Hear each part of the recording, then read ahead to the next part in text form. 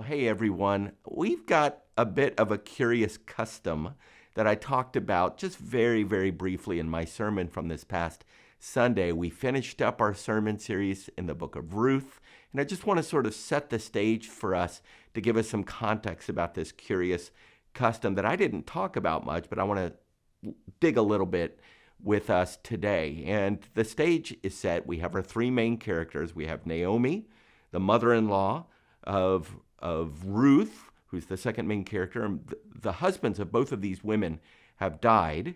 And then we have Boaz, and Boaz is the family member who's a relative who Ruth is drawn towards, and Boaz is drawn towards Ruth. And it's like, hey, we see a romance budding here. And what Boaz is presented with in the book of Ruth is an opportunity to be in a role called the kinsman redeemer or the guardian redeemer, or some translations say a family redeemer. And what that basically means is this is found in the Old Testament law of Israel, that is provision made for widows in that when a woman's husband dies and she has no one who can sort of step in at that time to take over the family name, the family line, the family land, then a family member could step into that role and be the redeemer, so to speak, of that family and continue the family's name and the family's line. It was a super important role. And so Boaz wants to be the kinsman redeemer for Ruth and for Naomi. And yet there's a relative who's more closely related to Naomi than Boaz is. And so in chapter 4 of Ruth, we need to check in with this other fella whose name we never learn and find out if he is interested in being the family redeemer. If not, Boaz is happy to step in and be the family redeemer, but this man needs to be given the first rights of refusal, so to speak. So we pick it up there in Ruth chapter 4. And it says, at this, meaning this man has been asked, do you want to be the family redeemer of Naomi? And then also you'll have to marry Ruth. This man said, then I cannot redeem it. He says, no, I'm not going to marry Ruth because I might endanger my own estate. You redeem it yourself, Boaz. I cannot do it.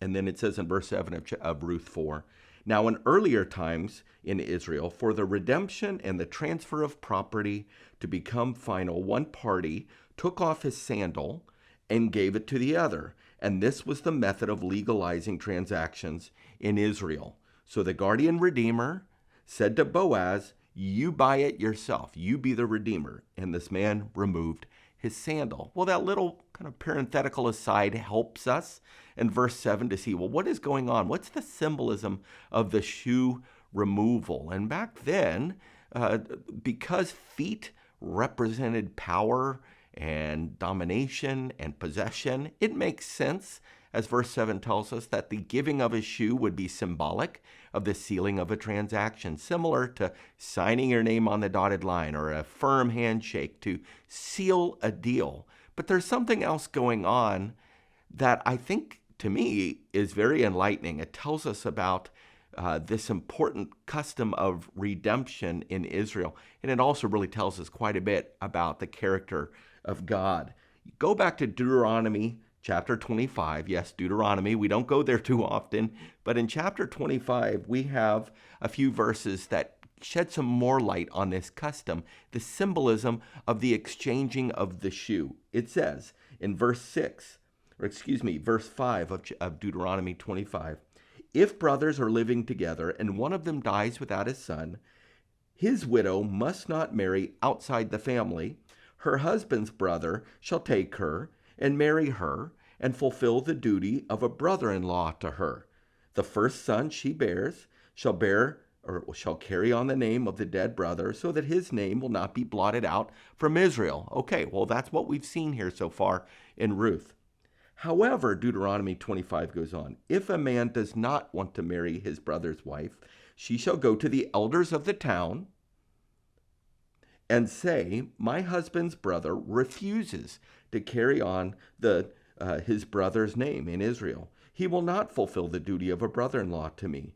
And then the elders of the town shall summon this man and talk to him. And if he persists in saying, nope, I don't want to marry her, then the brother's widow shall go up to him in the presence of the elders and say, this is what is done to the man who will not hold up his brother's family line.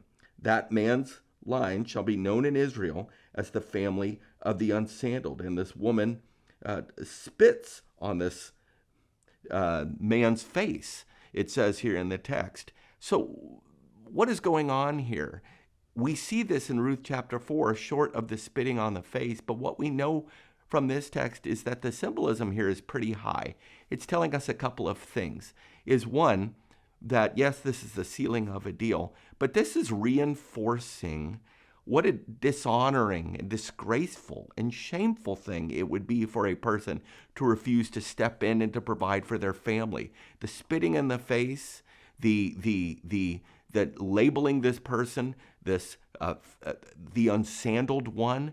This was meant to be a public ceremony that would serve as a deterrent, so to speak, some positive peer pressure to cause a person to really think hard and long about the importance of family and stepping into this role. And they took it super seriously. And that makes sense because then that points us back to God's relationship with Israel, where God promises a continuing line to Israel, and God promises land and property, and that he will be their God through all generations. So no wonder he would step in and say that this is an important practice. This became part of the law.